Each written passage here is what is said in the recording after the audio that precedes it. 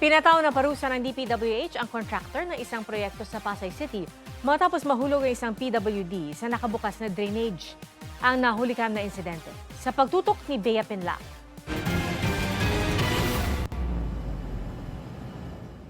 Tumatawid si Lord Phil Cruz sa FB Harrison Street, Pasay City hapon noong July 26.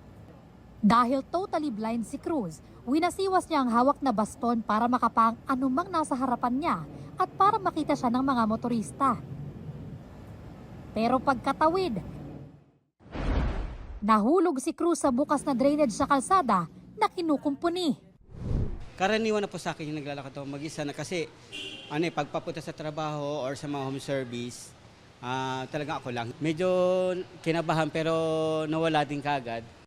Sabi niya, okay lang, pero hindi kasi baka mamaya kung ano yung tumama, yung ulo. Nakakalungkot lang na merong ganun, 'di ba? Na yun nga, yung butas na kalsada. Lalo pa kung gabi siguro, hindi siya makikita na may nalaglag doon. Maswerteng nakita agad si Cruz ng isang rider at tinulungan siya nito at ng mga tao sa paligid. Nagkagalos sa braso si Cruz. Nakipag-ugnayan na sa kanyang Department of Public Works and Highways at Pasay City Social Welfare and Development Department para magpaabot ng tulong. Ayon sa ilang nakausap namin sa lugar, 1 linggo nang nakatiwangwang ang kinukumpuning drainage. Meron siyang yung nakasakong buhangin, yung pinag-alisan nila, nakalagay sa sako. Tapos nakalagay yun doon, nakakover. Yung nakapalibot ba, pero wala yung kulay yellow. Sa pahayag ng DPWH, sa kanilang paunang investigasyon, binuksan ang nasabing manhole para sa concrete curing o pagpapatuyo sa semento. Pero hindi ito nilagyan ng harang o anumang hazard warning device. Pinatawan na ng sanctions ang kontraktor ng proyekto dahil sa mga paglabag sa safety standards.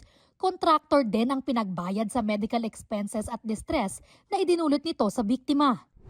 Tuluyan ang natakpan at nakumpuni ang drainage kung saan nahulog ang biktimang PWD. Ayon sa pamunuan ng Barangay 73, nagpulong na sila kahapon kasama ang LGU at ang kontraktor ng proyekto. Tinakpan na. Oh, 'di ba? May nahulog na kasi. Kaya sana ayusin naman.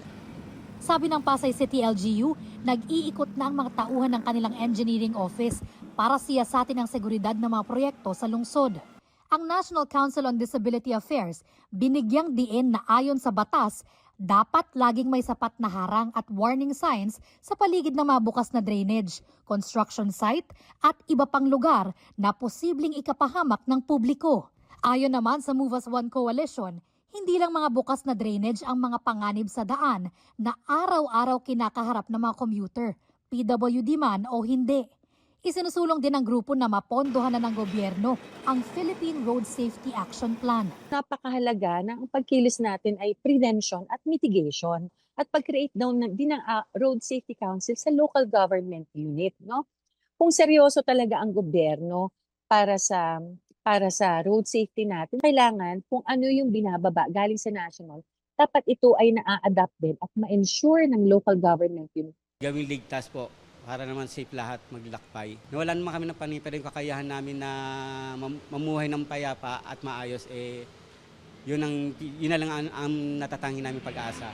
Bea Pinlac, Nakatutok, 24 Oras.